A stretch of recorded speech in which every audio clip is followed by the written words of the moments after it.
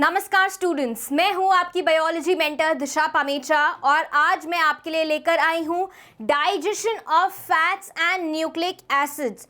हमने पिछली कक्षा में क्या पढ़ा था? हमने पढ़ा था डाइजेशन ऑफ कार्बोहाइड्रेट्स कि शुगर्स कैसे और कहां-कहां डाइजेस्ट होती हैं, ओरल कैविटी में कितनी होती हैं, गैस्ट्रिक जूसेस से कितनी होती हैं, पैनक्रियाटिक जूसेस का क्या रोल है और साथ ही में इंटेस्टिनल जूस का क्या रोल है डाइजेशन ऑफ कार्बोहाइड्रेट्स में। साथ ही में हमने क्या पढ़ी थी? दूसरी चीज डाइजेशन ऑफ प्रोटीन्स। ठीक है, आज हम बात करने वाले हैं कि हमारे बॉडी में जो फैट्स हैं वो कैसे डाइजेस्ट होते हैं और जो न्यूक्लिक एसिड्स हैं, डीएनए है, आरएनए है, वो सब कैसे डाइजेस्ट होंगे। ठीक है, तो चलिए आइए शुरू करते हैं हम डाइजेशन ऑफ फैट्स के साथ में।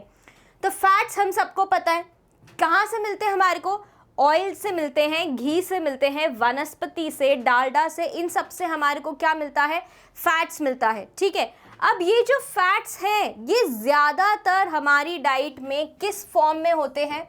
जो फैट्स हैं ज़्यादातर हमारी डाइट में ट्राइग्लिसराइड्स के फॉर्म में होते हैं। किसके फॉर्म में होते हैं? ट्राइग्लिसराइड के फॉर्म में होते हैं। मतलब एक ग्लिसरॉल मॉलिक्यूल के साथ में 3 फैटी एसिड्स जुड़े होंगे।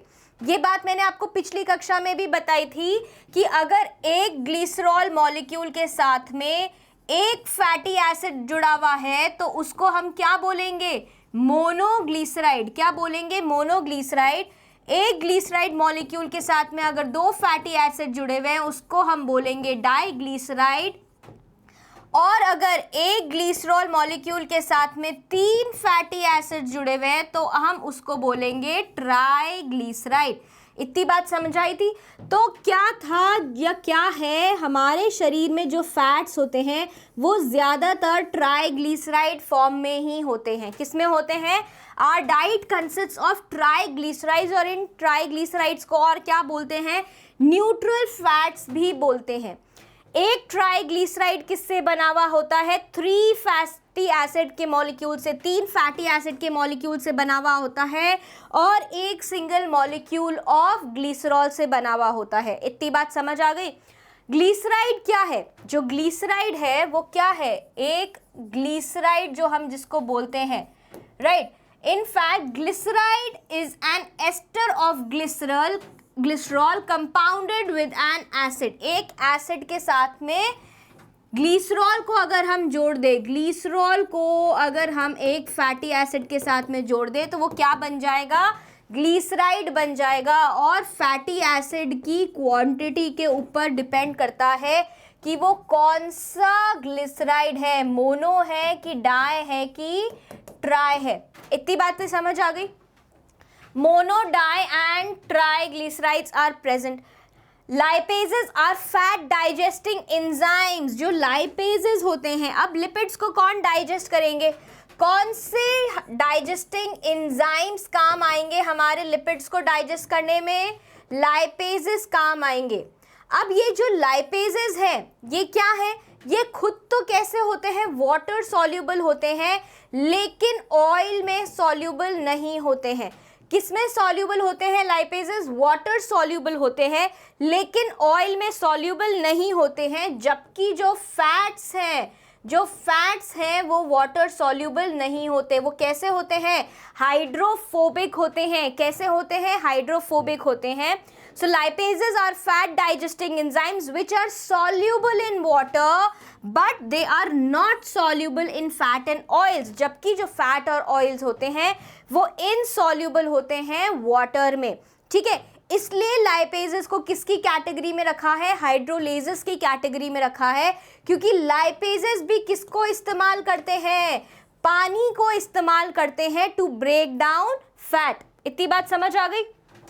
सलाइवा में क्या है? अब अगर हम हमारे मुंह से चलते हैं तो क्या हमने सलाइवा में किसी भी प्रकार के लाइपेज के बारे में पढ़ा था? नहीं पढ़ा था। तो जब सलाइवा में किसी तरीके का लाइपेज ही नहीं है तो क्या हमारी ओरल कैविटी में कोई भी तरीके का फैट या ऑयल का डाइजेशन होएगा? तो माउथ में जब लाइपेज ही नहीं है तो माउथ में या फिर ओरल कैविटी में क्या नहीं होगा, लिपिड का डाइजेशन होगा ही नहीं। क्या नहीं होगा, लिपिड का डाइजेशन होगा ही नहीं। ठीक है, ओके। अब आते हैं स्टमक के ऊपर। तो स्टमक में क्या है, स्टमक में हमने क्या पढ़ा था कि गैस्ट्रिक लाइपेज मिलते हैं। क्या मिलते हैं, गैस्ट्रिक लाइपेज मिलते हैं। और ये जैसे गैस्ट्रिक अमाइलेज मिलता था वैसे ही गैस्ट्रिक लाइपेज मिलते हैं। और ये कुछ हद तक लिटिल कंट्रीब्यूशन करते हैं, बहुत क्या करते हैं, इनका जो हाथ होता है बहुत ही कम हाथ होता है लिपिड के डाइजेशन में, little contribution in lipid digestion. ठीक है, बहुत कम डाइजेशन में मदद करते हैं ये फैट्स की। सबसे ज़्यादा डाइजेशन कहाँ होता है, किससे होता है, पैनक्रियाटिक जूस से होता है। और किससे होता है, जो बाइल आता है वो हमारे फैट को इमल्सिफाई करता है, बड़े फैट के मॉलिक्यूल्स को छोटे छोटे फैट के मॉलिक्यूल्स बना देता है। और फिर उनके ऊपर एक्शन होता है किसका, लाइपेजेस का। इतनी बात समझ आ गई। जो पैनक्रियाटिक लाइपेजेस हैं उनका एक्शन कब होता है, जब बाइल आता है। और बाइल में क्या होता है, बाइल इमल्सिफिकेशन करता है। क्या करता है, बाइल इमल्सिफिकेशन करता है। और फिर जो बड़ा फैट मॉलिक्यूल है वो छोटे में कन्वर्ट हो जाता है। तो छोटे में कन्वर्ट जब हो जाता है, छोटे मॉलिक्यूल्स पे एक्शन करना लाइपेज का आसान हो जाता है। और फिर वहां से टूटना चालू होता है fat into smaller molecules, right. जो गैस, अब क्या है, stomach also lakhs any fat emulsifying agent. Fat emulsifying agent stomach में भी नहीं होता है, लेकिन वहाँ पे क्या होता है, little amount of gastric lipase होता है जो कुछ फैट्स को कन्वर्ट कर देता है into monoglycerides and fatty acid. ठीक है, अब जो फैट है that is largely digested in small intestine. सबसे ज़्यादा डाइजेशन लिपिड्स का कहाँ होएगा, लिपिड्स का सबसे ज़्यादा या सबसे इम्पॉर्टेंट डाइजेशन कहाँ होएगा, स्मॉल इंटेस्टाइन में होगा। Largely digested in small intestine. जो बाइल सॉल्ट्स हैं, जो बाइल सॉल्ट्स हैं, क्या क्या थे बाइल सॉल्ट्स, दो सॉल्ट्स थे जो इमल्सिफिकेशन में काम आए थे। कौन से थे, याद करके बताओ, सोडियम ग्लाइकोकोलेट। क्या थे, सोडियम ग्लाइकोकोलेट, याद आ रहा है, एंड सोडियम टोरोकोलेट। क्या थे, सोडियम ग्लाइकोकोलेट एंड सोडियम टोरोकोलेट थे, राइट। विच ब्रेक डाउन, जो ब्रेक डाउन करते हैं fat droplets into many small once by reducing the surface tension of fat droplets. ये इस प्रोसेस को क्या बोलते हैं, इस प्रोसेस को क्या बोलते हैं कि बड़ी फैट ड्रॉपलेट को ब्रेक डाउन कर देना इनटू स्मॉलर फैट ड्रॉपलेट्स। इस प्रोसेस को हम क्या बोलते हैं, इमल्सिफिकेशन बोलते हैं। क्या बोलते हैं, इमल्सिफिकेशन बोलते हैं। और ये फंक्शन हमने किस में पढ़ा था, फंक्शन ऑफ बाइल में भी पढ़ा था। अगर आपको याद हो, इमल्सिफिकेशन किसका फंक्शन है, फंक्शन ऑफ बाइल है। इसलिए मैंने बाइल के सारे फंक्शंस आपको पहले ही बता दिए थे, ताकि जब यहाँ हम पढ़े लिपिड का ब्रेकडाउन तो आपको याद रहे, राइट। इस प्रोसेस को बोला जाता है इमल्सिफिकेशन, जो कि क्या इंक्रीज करता है, लाइपेज का action on fat, right. Lipase is present in pancreatic juice, pancreatic lipase भी होता है, और इंटेस्टिनल जूस में इंटेस्टिनल लाइपेज भी होता है। Pancreatic lipase is principal enzyme for the digestion of fat. जो मेजर डाइजेशन होगा वो किससे होगा, पैनक्रियाटिक लाइपेज से होगा। ये आप मार्क कर सकते हैं। आपके पास क्या क्वेश्चन आ सकता है कि लाइपेज के डाइजेशन में कौन सा मेजर रोल प्ले करता है। आपको ऑप्शंस मिलेंगे, एक आपको ऐसे भी लिख के दे देंगे, सलाइवरी लाइपेज, आपको कंफ्यूज करने के लिए। फिर आपको लिखेंगे गैस्ट्रिक लाइपेज, राइट, क्या लिखेंगे, गैस्ट्रिक लाइपेज लिख सकते हैं। फिर आपको लिखेंगे पैनक्रियाटिक लाइपेज, क्या लिख सकते हैं, पैनक्रियाटिक लाइपेज। फिर आपको लिख सकते हैं इंटेस्टिनल लाइपेज। तो आप सलाइवरी लाइपेज से तो कंफ्यूज हो जाओगे, अगर आपने ध्यान से नहीं पढ़ा होगा तो आप salivary lipase, gastric lipase, pancreatic lipase और इंटेस्टिनल लाइपेज में कंफ्यूज हो जाओगे। आपको यही याद नहीं रहेगा कि सलाइवरी लाइपेज नाम की तो कोई चीज़ होती ही नहीं है। गैस्ट्रिक लाइपेज का काम बहुत ही कम होता है, क्या होता है, बहुत ही कम होता है। और मेजर लाइपेज को ब्रेक डाउन कर, या मेजर लाइपेज जो होता है लिपिड डाइजेशन में, वो कौन सा होता है, पैनक्रियाटिक लाइपेज होता है। इतनी बात समझ आ गई। In addition and intestinal lipase is also helpful in digestion of fats, ठीक है। पैनक्रियाटिक लाइपेज क्या करता है, कन्वर्ट कर देता है इमल्सिफाइड फैट्स, जो इमल्सिफाइड मतलब छोटे छोटे ड्रॉपलेट्स जो बने हैं उनको, जो ट्राइग्लिसराइड फैट्स हैं उनको कन्वर्ट कर देता है पहले डाइग्लिसराइड्स एंड फैटी एसिड में, फिर आता है उसको मोनोग्लिसराइड, डाइग्लिसराइड्स को किस में कन्वर्ट करता है, मोनोग्लिसराइड एंड फैटी एसिड्स में, और फिर जो मोनोग्लिसराइड्स है उनको कन्वर्ट करता है फैटी एसिड में। हर स्टेप पे एक एक फैटी एसिड रिमूव होता जाएगा। इंटेस्टिनल लाइपेज क्या करता है, मान लीजिए अगर पैनक्रियाटिक लाइपेज से कोई भी ट्राइग्लिसराइड बच जाता है तो वो कौन, उस पे एक्शन कौन करता है, इंटेस्टिनल लाइपेज करता है। सो प्रोटीन का भी मेजॉरिटी ऑफ डाइजेशन कहाँ हुआ था, डुओडेनम में हुआ था, पैनक्रियाटिक लाइपेज से, राइट। एंड इंटेस्टिनल जो हमारे पास क्या थे, इंटेस्टिनल जूसेस थे, इंटेस्टिनल जूसेस में किसकी वजह से एक्टिव हुआ था ट्रिप्सिनोजन, एंटेरोकाइनेज की वजह से। तो majority of digestion of proteins कहाँ हुआ था, स्मॉल इंटेस्टाइन में हुआ था, डुओडेनम में हुआ था। यहाँ पर भी लाइपेज की अगर हम बात करें तो मेजॉरिटी ऑफ डाइजेशन कहाँ हो रहा है, स्मॉल इंटेस्टाइन में हो रहा है, डुओडेनम में हो रहा है। जो फैट्स कुछ बच जाते हैं अगर पैनक्रियाटिक लाइपेज से, उनको डाइजेस्ट कौन कर देगा, इंटेस्टिनल लाइपेज, और किस में बदल देगा, मोनोग्लिसराइड एंड फैटी एसिड्स में। इतनी बात समझ आ गई। अब सारे फैट जो है वो किस में कन्वर्ट हो गए, fatty acid, glycerol and monoglycerides, right. So जो लाइपेज है उसको एक्टिवेट कौन करता है, बाइल करता है। तो लाइपेज, ये आपके लिए एक पॉइंट यहाँ पे मैंने इसलिए अलग से बनाया है because this is important for NEET, ठीक है। अब एक बार हम क्या करेंगे, एक नई स्लाइड लेंगे और हम सारी रिएक्शंस देखेंगे, ठीक है।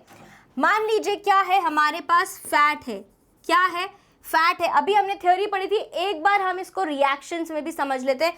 तो जितनी भी आपने थ्योरी पढ़ी वो एक स्लाइड में मैं पूरी समराइज कर देती हूँ, राइट। आपने क्या लिया, फैट का एक बड़ा मॉलिक्यूल आया, राइट। अब फैट के इस मॉलिक्यूल को, बड़े मॉलिक्यूल को स्मॉल ड्रॉपलेट्स में कन्वर्ट करना है। किस में कन्वर्ट करना है, स्मॉल ड्रॉपलेट्स में कन्वर्ट करना है, जिसको हम बोलेंगे इमल्सिफाइड फैट। क्या बोलेंगे, इमल्सिफाइड फैट बोलेंगे। ये काम कौन करेगा हमारा, ये काम हमारा करेगा बाइल। ये काम कौन करेगा हमारा, ये काम करेगा हमारा बाइल का काम है। क्या करना, इमल्सिफिकेशन करना। क्या, किसका काम है, बाइल का काम है फैट से इमल्सिफाइड फैट बनाना, ठीक है।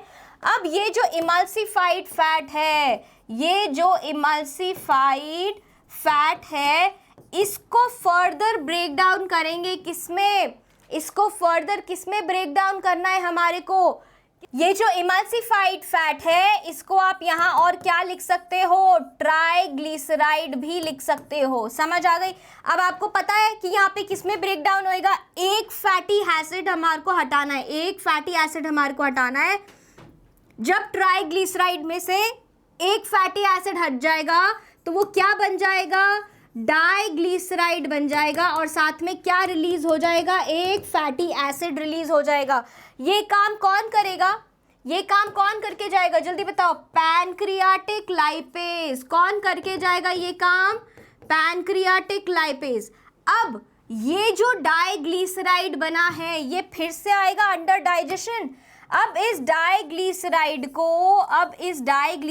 को हमारे को फिर से डाइजेस्ट करना है into monoglyceride, into monoglyceride and 1 fatty acid. फिर से डाइजेशन होगा इसका। कौन करेगा? हमारा फेवरेट पैनक्रियाटिक लाइपेज, हमारा प्यारा पैनक्रियाटिक लाइपेज। कौन करेगा? पैनक्रियाटिक लाइपेज करेगा। अब इस मोनोग्लिसराइड को तो तुम्हारे को फिर से ब्रेक डाउन करना पड़ेगा, मोनोग्लिसराइड को थोड़ी छोड़ सकते हो। सो मोनोग्लिसराइड को फिर से कौन ब्रेक डाउन करेगा? इनटू मोनोग्लिसराइड किसमें ब्रेक डाउन होएगा? मोनोग्लिसराइड किसमें ब्रेक डाउन होएगा? मोनोग्लिसराइड ब्रेक डाउन होएगा into a molecule of glycerol and 1 fatty acid. कौन करेगा यहाँ पे ये ब्रेक डाउन? हमारा प्यारा पैनक्रियाटिक लाइपेज। कौन करेगा? हमारा प्यारा पैनक्रियाटिक लाइपेज। तो मेजॉरिटी ऑफ लिपिड डाइजेशन किसने किया है?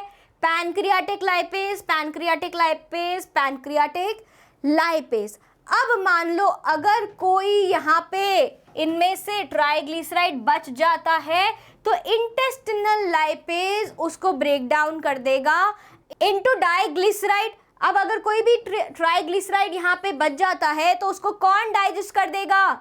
Intestinal lipase. किसमें डाइजेस्ट कर देगा? डाइग्लिसराइड एंड फैटी एसिड में। फिर डाइग्लिसराइड को ब्रेक डाउन कर देगा मोनोग्लिसराइड एंड फैटी एसिड में, और मोनोग्लिसराइड को किसमें कर देगा? ग्लिसरॉल एंड फैटी एसिड में। समझ आ गई लिपिड की डाइजेशन कैसे होती है? इतनी बात समझ आई या नहीं आई? बहुत ही ईजी था, इतना सही था सिर्फ लिपिड डाइजेशन। हाँ, इतना सही था, कोई बहुत बड़ा चौड़ा नहीं है। ठीक है, आगे बढ़ते हैं। अब हम आते हैं डाइजेशन ऑफ न्यूक्लिक एसिड्स पे। तो हमारे पास में कौन कौन से 2 न्यूक्लिक एसिड्स होते हैं? सबसे पहले तो 2 न्यूक्लिक एसिड्स मुझे बता दो कौन कौन से होते हैं, जल्दी बताओ। एक होता है हमारे पास डीएनए और एक होता है हमारे पास आरएनए। डीएनए होता है डीऑक्सीराइबोन्यूक्लिक एसिड और आरएनए होता है राइबोन्यूक्लिक एसिड। आरएनए क्या होता है? राइबोन्यूक्लिक एसिड होता है। ठीक है, अब ये जो डीएनए है ये किससे बना हुआ है? डीऑक्सीराइबोन्यूक्लियोटाइड से। आरएनए बना हुआ है राइबोन्यूक्लिक एसिड से, ये राइबोन्यूक्लियोटाइड से। ठीक है, अब जब डीएनए को हम ब्रेक डाउन करेंगे तो इसमें क्या निकलेंगे? डीएनटीपीज निकलेंगे। क्या निकलेंगे? डीएनटीपीज निकलेंगे।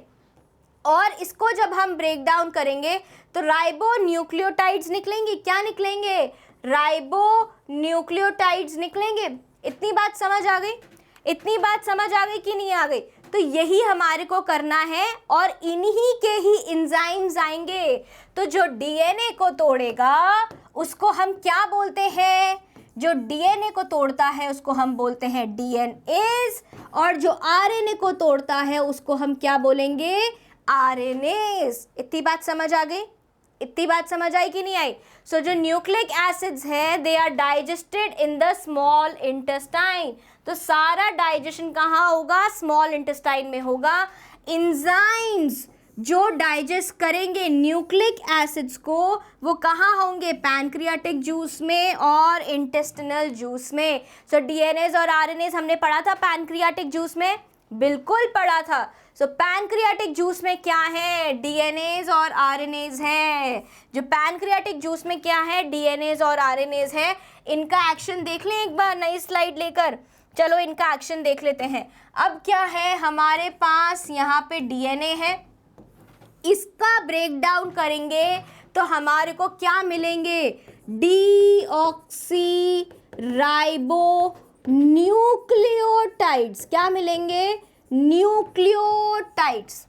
ठीक है, कौन कर रहा है ये डाइजेशन? कौन कर रहा है ये डाइजेशन? ये करेगा डीएनएज, राइट। अब क्या है? आरएनए का डाइजेशन करना है। क्या करना है? आरएनए का डाइजेशन करना है। क्या बनाएंगे?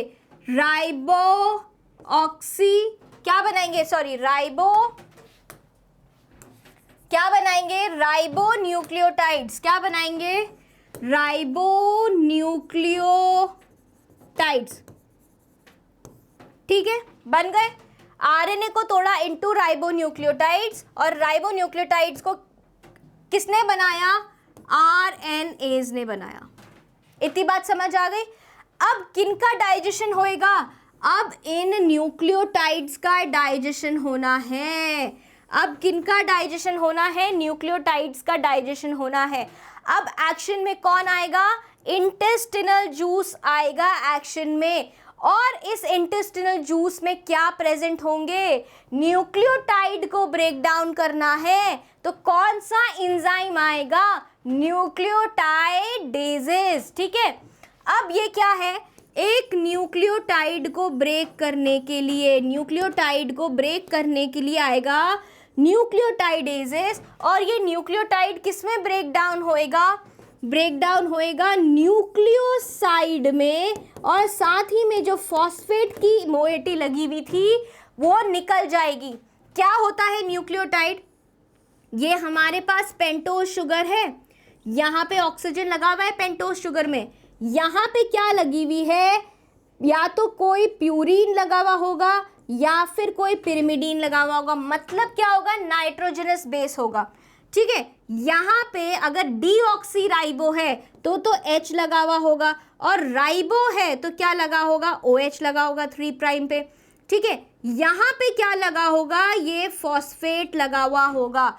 तो न्यूक्लियोटाइडेज क्या करेगा? जो न्यूक्लियोटाइडेज यहाँ आएगा, कौन आएगा? न्यूक्लियोटाइडेज जो यहाँ आया है ये इस फॉस्फेट मोइटी को अलग कर देगा। क्या कर देगा? फॉस्फेट मोइटी को अलग कर देगा।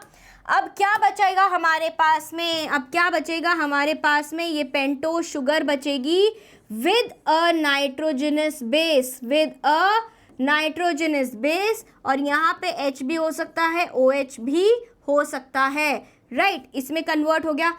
इसको क्या बोलेंगे हम? इसको हम बोलेंगे न्यूक्लियोसाइड। और जो फॉस्फेट मोइटी अलग हुई है वो यहाँ पर आ जाएगी।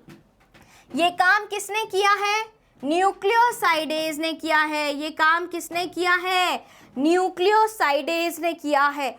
अब हमारे को किसको डाइजेस्ट करना है? न्यूक्लियोसाइड को भी डाइजेस्ट करना है। चलो अगली स्लाइड पे किसको ले लेते हैं? न्यूक्लियोसाइड को ले लेते हैं। अब न्यूक्लियोसाइड किस में ब्रेक डाउन होएगा? न्यूक्लियोसाइड ब्रेक डाउन होएगा। देखो क्या होता है, न्यूक्लियोसाइड को ब्रेक डाउन करेंगे, साथ ही में किसको तोड़ेंगे? अब क्या बचा है न्यूक्लियोसाइड के पास में? क्या बचा है इसके पास में? क्या बचा है? एक नाइट्रोजनस बेस को अलग कर देंगे। किसको अलग कर देंगे? नाइट्रोजनस बेस को अलग करेंगे अब हम। तो यहाँ पे कौन आएगा?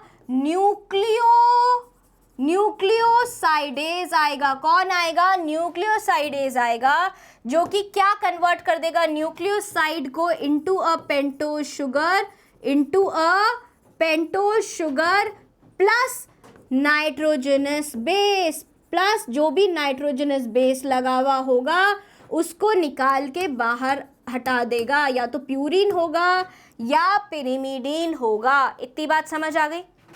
कैसे हुआ? अब हमारे पास जो न्यूक्लियोसाइड था, न्यूक्लियोटाइड के डाइजेशन से उसके पास यहाँ पे क्या लगा हुआ था? या तो प्यूरिन था या फिर पिरिमिडीन था। यहाँ पे H होगा या फिर OH होगा। राइट, अब कौन आया एक्शन पे? न्यूक्लियोसाइडेज आया। न्यूक्लियोसाइडेज ने इस फॉस्फेट को यहाँ से हटा दिया, सॉरी इस नाइट्रोजनस बेस को यहाँ से हटा दिया।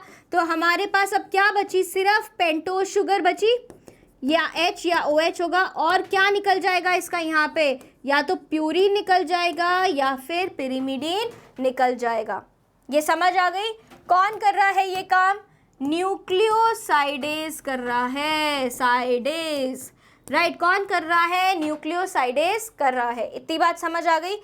सो इंटेस्टिनल जूस में क्या होता है? न्यूक्लियोटाइडेजेस होते हैं और न्यूक्लियोसाइडेजेस होते हैं विच एक्ट एज अंडर। ये मैंने आपको दिखा दिया कि कैसे एक्शन करते हैं। राइट, अब एक और हमारे पास है, हमने 3 चीजें पढ़ी थी, बोलस और काइम। राइट, ये मैं आपको इसलिए बता रही हूँ ताकि आप काइम और काइल में कंफ्यूज ना हो जाओ। तो काइल क्या होता है? काइल एक सफ़ेद या फिर हल्का पीला, वाइट या फिर पेल येलो कलर का फ्लूइड होता है। क्या होता है, तरीला पदार्थ होता है जिसको कौन उठा लेता है, लिम्फ कैपिलरीज उठा लेती हैं, इंटेस्टाइन से उठा लेती है ड्यूरिंग डाइजेशन। और वो क्या होता है, उसमें काफ़ी सारा क्या होता है, एब्जॉर्ब्ड फैट होता है। क्या होता है, काफ़ी सारा एब्जॉर्ब्ड फैट होता है काइल में। तो काइल को आप काइम से कंफ्यूज नहीं करेंगे।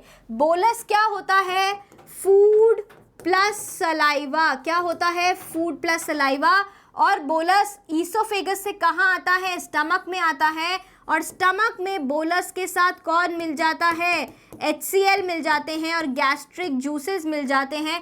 तो वो क्या बन जाता है, काइम बन जाता है। क्या बन जाता है, काइम बन जाता है। और जो काइल है वो क्या है, काइल है वो क्या है, येलो फ्लूइड है जिसमें क्या है, एब्जॉर्ब्ड फैट है, जो कि क्या स्टोर करता है, हमारा एब्जॉर्ब्ड फैट। क्या होता है उसमें, सारा एब्जॉर्ब्ड फैट होता है। ठीक है, कंफ्यूज नहीं होंगे। आगे पढ़ते हैं। अब आप सोचोगे ये सारा डाइजेस्टिव सिस्टम हमने पढ़ा, लेकिन ये डाइजेस्टिव सिस्टम डाइजेशन करता कैसे है, कौन इसको सिग्नल देता है या कौन इसको डंडा करता है कि भाई तुम्हारे को डाइजेशन करना है, तुम्हारे को अब मोबिलिटी शो करनी है, पेरिस्टालसिस करना है, ये वाला जूस छोड़ना है, ये वाला जूस नहीं छोड़ना। तो बेटा ये पूरा सिस्टम हमारी नर्व्स कंट्रोल करती हैं और दूसरा हमारा हार्मोन्स कंट्रोल करते हैं। हमने कितने सारे हार्मोन्स पढ़े, हमने गैस्ट्रिन हार्मोन पढ़ा, सेक्रेटिन हार्मोन पढ़ा, एंटेरोक्राइनिन हमने हार्मोन पढ़ा, एंटेरोगैस्टेरॉन पढ़ा, डुओक्राइनिन, विलिकाइनिन और हमने सोमैटोस्टैटिन भी पढ़े। तो ये सारे क्या थे, कोई तो बोल रहा है कि भाई गैस्ट्रिक जूस निकालो, इंटेस्टिनल जूस को निकालो, और कोई कह रहा है कि बस बस बस बस और नहीं निकालना है और सिक्रीट नहीं करना है।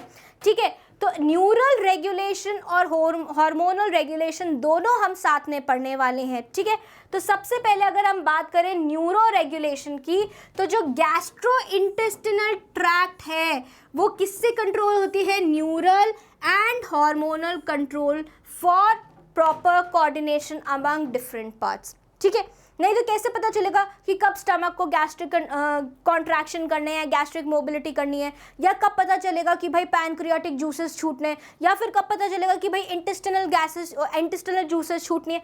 नहीं पता चल पाएगा ना, किसी को तो कंट्रोल और रेगुलेशन करना पड़ेगा। तो कौन करता है, न्यूरल एंड हार्मोनल सिस्टम करता है। राइट, अब न्यूरल और हार्मोन, सबसे पहले अगर हम न्यूरल सिस्टम की बात करें तो हमने, अगर आपको याद हो, जब हमने हिस्टोलॉजी ऑफ एलिमेंट्री कैनाल पढ़ा था, हिस्टोलॉजी ऑफ एलिमेंट्री कैनाल में हमने 2 प्लेक्सेस पढ़े थे, याद आ रहे हैं, कौन कौन से प्लेक्सेस पढ़े थे, एक हमने पढ़ा था और बैक प्लेक्सेस। क्या पढ़ा था हमने, और बैक प्लेक्सेस पढ़ा था, जो कि लॉन्गिट्यूडनल और सर्कुलर मसल्स के बीच में प्रेजेंट था। और दूसरा हमने पढ़ा था मिजनर्स प्लेक्सिस। क्या पढ़ा था हमने, मिजनर्स प्लेक्सिस पढ़ा था। ठीक है, और बैक प्लेक्सिस का काम क्या था, और बैक प्लेक्सिस का काम किसी को पता है क्या था, और बैक प्लेक्सिस का काम था, ये कलर शायद दिखेगा नहीं, दूसरा यूज करते हैं, और बैक प्लेक्सिस का काम था रेगुलेशन। किसका रेगुलेशन, रेगुलेशन ऑफ पेरिस्टालसिस। किसका, रेगुलेशन ऑफ पेरिस्टालसिस। और ये मैंने आपको कैसे याद कराया था, चलो ये सब मैं आपको एक दूसरी स्लाइड पे बना के दिखाती हूँ। ठीक है, यहाँ से एक बार हम हटा देते हैं, हम इसको एक नई स्लाइड पे ले जाते हैं। पहले एक बार हम थ्योरी पढ़ लेते हैं पूरी। चलो, अब the gastrointestinal tract is innervated by an intrinsic nerve system as well as extrinsic nerve system. ठीक है, इंट्रिंसिक न्यूरल सिस्टम को और क्या बोलते हैं, एंट्रिक न्यूरल सिस्टम भी बोलते हैं। क्या बोलते हैं, एंट्रिक न्यूरल सिस्टम भी बोलते हैं, जिसमें क्या आते हैं, 2 प्लेक्सस आते हैं, मिजनर्स प्लेक्सस आता है और बैक प्लेक्सस आता है।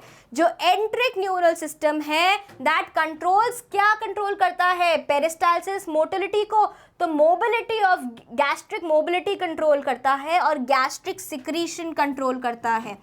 राइट। जबकि जो एक्सट्रिंसिक इनर्वेशन है वो किससे होता है? नर्व से होता है, sympathetic nerves and parasympathetic nerve से होता है, जो कि क्या मॉडिफाई करती हैं? Activity of the intrinsic neural system in response to reflex activity initiated from the gastrointestinal tract itself or from other parts of the body। ये अभी मैं आपको समझाती हूँ। अब कई बार क्या होता है, कुछ खुशबू आती है, मान लो आपको पिज्ज़ा की खुशबू आई, चीज़ की खुशबू आई, तो क्या होगा? आपको अचानक से भूख लगने लग जाएगी, ठीक है। मान लो आपका पेट एकदम फूला हुआ है, ठीक है, एकदम फुल है, बहुत खाना खा लिया, लेकिन लास्ट में क्या आ जाता है? गुलाब जामुन आ जाता है या फिर रसगुल्ला आ जाता है, तो उसको देख के क्या होता है? मुंह में पानी आ जाता है।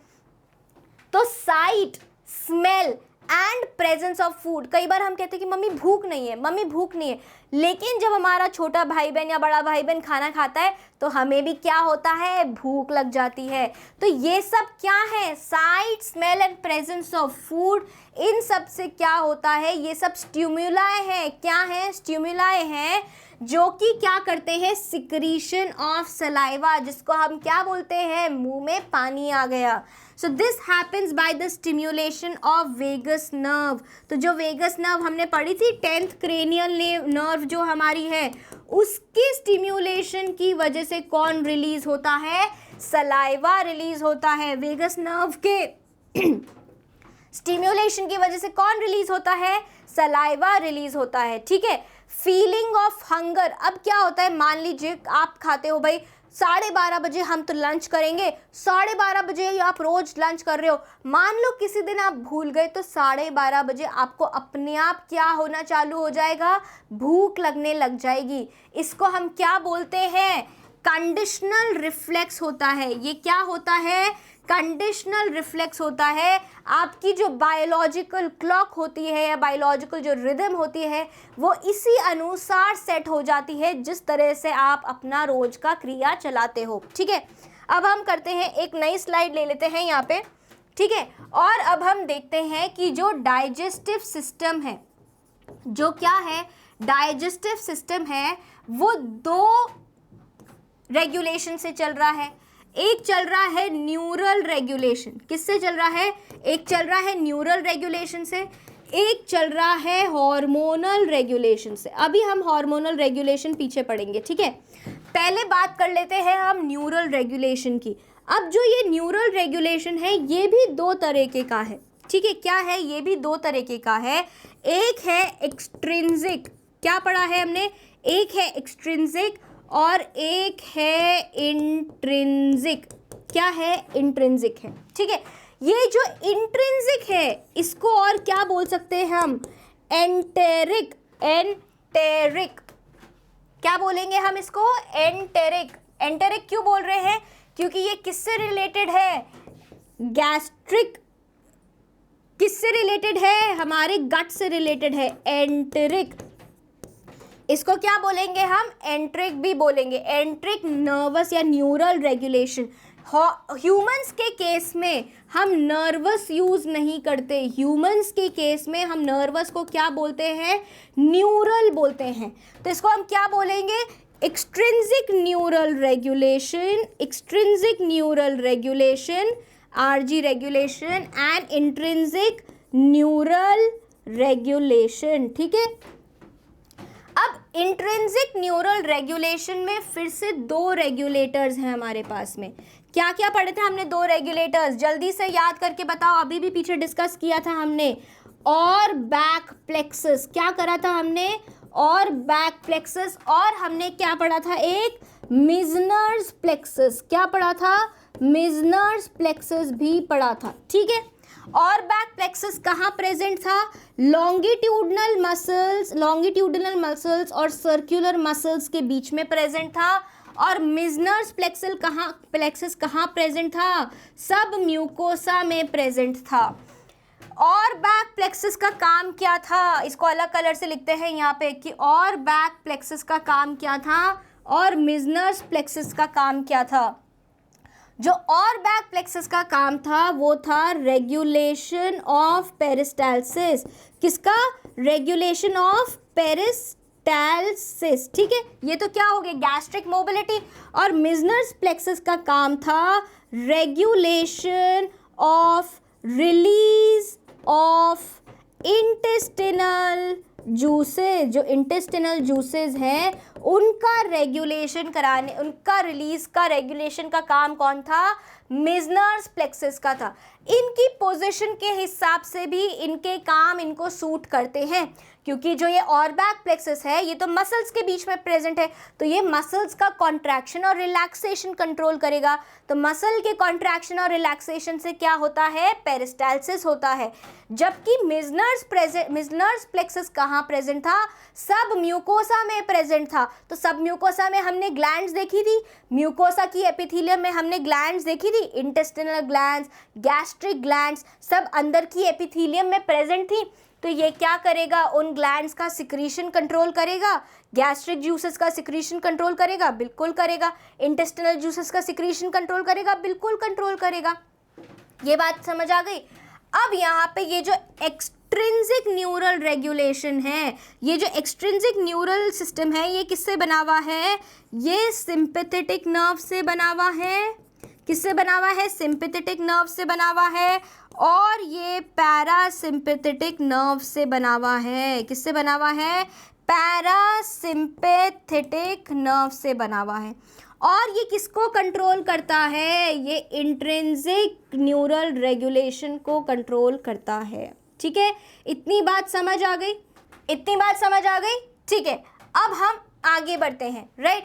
अब हम देखेंगे कि जो हॉर्मोन्स है, जो पीछे हेडिंग गई थी आपकी, हार्मोनल रेगुलेशन ऑफ डाइजेशन, तो ये हार्मोनल रेगुलेशन यहाँ पे है। ठीक है, सो ये सारे हार्मोन्स अब हम देखेंगे कि कैसे हमारे पास जो 10 हार्मोन्स हैं वो हमारे डाइजेशन को कंट्रोल करते हैं। अब हम क्या पढ़ने वाले हैं, अब हम पढ़ने वाले हैं हार्मोनल रेगुलेशन। तो चलिए आइए देखते हैं। सबसे पहला हार्मोन कौन सा है, हमारा गैस्ट्रिन। नाम से ही हमारे को पता चल रहा है कि इसको रिलीज कौन करेगा, गैस्ट्रिन सेल्स रिलीज करेंगे। एंडोक्राइन सेल्स में हमने पढ़ा था, एंडोक्राइन सेल्स में हमने क्या पढ़ा था कि जो गैस्ट्रिन हार्मोन है वो कौन रिलीज करता है, गैस्ट्रिन सेल्स रिलीज करते हैं। और ये क्या सिग्नल करता है, ये स्टिम्युलेट करता है गैस्ट्रिक ग्लैंड्स को कि तुम क्या सिक्रीट करो, गैस्ट्रिक जूस सिक्रीट करो। और किसको स्टिम्युलेट करता है, गैस्ट्रिक मोबिलिटी को। तो इसके नाम से ही आपको समझ आ रहा है कि ये सिक्रीशन को कंट्रोल करेगा, किसकी, गैस्ट्रिक ग्लैंड्स की। दूसरा आता है हमारे पास एंटेरोगैस्ट्रॉन। क्या है, एंटेरोगैस्ट्रॉन है। इसको और क्या बोलते हैं, इसको और बोलते हैं GIP, मतलब गैस्ट्रिक इनहिबिटरी। क्या है, गैस्ट्रिक इनहिबिटरी पेप्टाइड। क्या है, गैस्ट्रिक इनहिबिटरी पेप्टाइड। जैसे कि हमने पीपी सेल्स पढ़े थे, वो क्या थे, पैनक्रियाटिक पेप्टाइड सेल्स थे। पीबीसी वो क्या करते थे, पैनक्रियाटिक पेप्टाइड्स रिलीज करते थे, जिससे क्या हो जाता था, पैनक्रियाटिक जूसेस का सिक्रीशन रुक जाता था। तो ये एंटेरोगेस्ट्रॉन क्या है, ये गैस्ट्रिक इनहिबिटरी पेप्टाइड है, GIP है, जो कि कहाँ सिक्रीट होता है, डुओडेनल की एपिथेलियम में सिक्रीट होता है। कहाँ सिक्रीट होता है, डुओडेनम की एपिथेलियम में सिक्रीट होता है। और ये क्या करता है, ये इनहिबिट करता है गैस्ट्रिक सिक्रीशन को और मोटिलिटी को। इनहिबिट्स, जो काम गैस्ट्रिन करता है, इनहिबिट्स गैस्ट्रिन फंक्शन। जो गैस्ट्रिन के फंक्शन है, गैस्ट्रिन के फंक्शन क्या है, गैस्ट्रिक जूस का रिलीज, गैस्ट्रिक जूस का रिलीज, और साथ में क्या, गैस्ट्रिक मोबिलिटी को भी क्या करता है, ब्लॉक करता है। तो हम इसका यहाँ पे ब्लॉकिंग का साइन बनाएंगे। ठीक है, जब ऐसा साइन बनाते हैं हम, ऐसे वाला, तो इसका मतलब क्या होता है, ब्लॉक करना। तो ये क्या करेगा, इनहिबिट करेगा किसको, गैस्ट्रिक जूस के रिलीज को, और किसको ब्लॉक करेगा, गैस्ट्रिक मोबिलिटी को। अब क्या होगा, जब मोबिलिटी भी कम हो जाएगी, गैस्ट्रिक जूसेस का सिक्रीशन भी कम हो जाएगा, तो क्या होगा, गैस्ट्रिक कॉन्ट्रैक्शन कम हो जाएगा। Hence it is called gastric inhibitory peptide. सारा काम ठप कर देता है ये। ठीक है, अब आते हैं हम सेक्रेटिन पे, राइट। तो ये जो सेक्रेटिन हार्मोन है ये सबसे पहले डिस्कवर किया गया था साइंटिस्ट के द्वारा, right. It was the first hormone to be discovered by the scientist. अब ये हार्मोन जब सेक्रेटिन का हम नाम लेते हैं तो हमारे दिमाग में आता है कि इसको सिक्रीट कौन करता है। तो इसको सिक्रीट कौन करता है? इसको सिक्रीट करती है एपिथीलियम। किसकी एपिथीलियम सिक्रीट करती है? डुओडेनम की एपिथीलियम सिक्रीट करती है, ठीक है। किसकी एपिथीलियम सिक्रीट कर रही है? It is secreted by the epithelium of duodenum.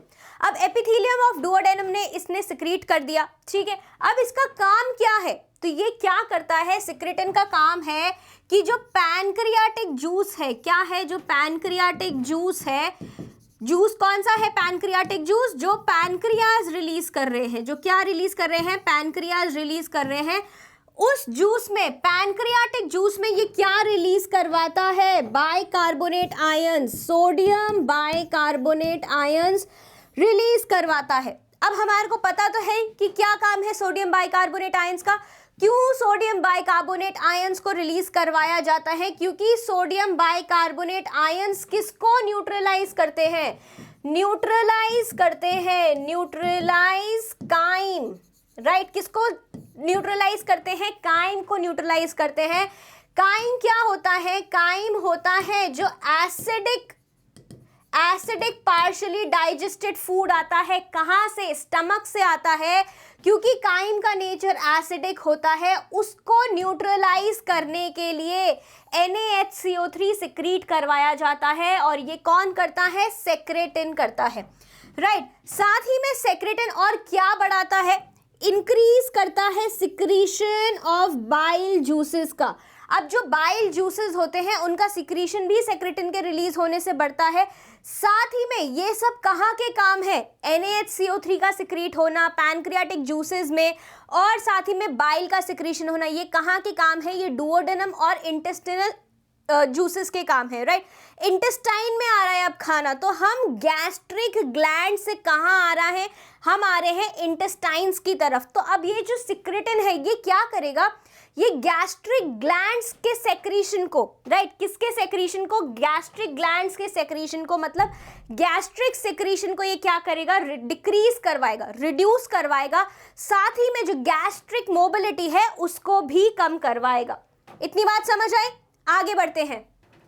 अब हम आते हैं कोलसिस्टोकाइनिन पैनक्रियोजमीन। अब ये जो कोल है, ये कोल क्या होता है? इसको ब्रेक करते हैं। कोल होता है बाइल। कोल क्या होता है? बाइल।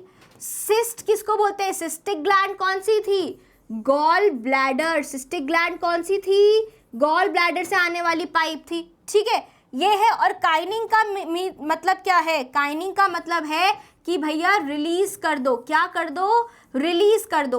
और पैनक्रियोजाइमिन, पैनक्रिया मतलब पैनक्रियाटिक जूस जो है उसको भी रिलीज कर दो। तो इसका काम क्या है? इसका काम क्या है? ये जूस लिखना चाह रही थी, पता नहीं क्या ही लिख दिया है, ठीक है। तो इसका क्या काम है? CCK-PZ का क्या काम है कि पैनक्रियाटिक जूस को और हमारे बाइल को रिलीज करवाओ। तो इसका काम क्या है कि जो कोलसिस्टोकाइनिन है, it is derive from 3 roots. Chole मतलब बाइल, सिस्ट मतलब गॉल ब्लैडर, एंड काइनिन मतलब removal. And this word pancreosamine is derived from pancreas and zymin, that is enzymes, right?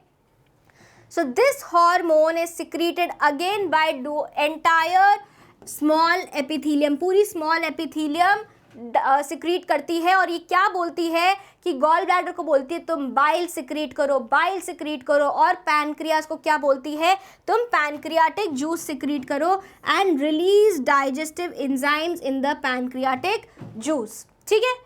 अब आते हैं हम डुओक्रेनिन के ऊपर, ठीक है। तो डुओक्रेनिन का काम क्या है? आपको याद है हमने जब इंटेस्टिनल ग्लैंड्स पढ़ी थी तब हमने 2 तरीके की चीज़ें पढ़ी थी, सेल्स पढ़े थे। एक हमने पढ़े थे क्रिप्ट्स ऑफ लुब्रिकन में, और दूसरे हमने कहाँ पढ़े थे? ब्रनर्स ग्लैंड पढ़ी थी, जो कि क्या रिलीज करती थी? म्यूकस रिलीज करती थी। तो ये जो डुओक्राइनिन हार्मोन है ये क्या करता है? ये स्टिम्युलेट करता है ब्रनर्स ग्लैंड को। किसको स्टिमुलेट करता है? ब्रनर्स ग्लैंड को। ब्रनर्स ग्लैंड को ये क्या कहता है कि भैया तुम क्या रिलीज करो? म्यूकस रिलीज करो, और जो एंजाइम्स हैं उनको इंटेस्टिनल जूस में रिलीज करो। एंटेरोक्राइनिन, अब एंटेरोक्राइनिन भी हमने पढ़ा था, वो कौन रिलीज करता है? फिर से epithelium of entire small intestine and this एंटेरोक्राइनिन।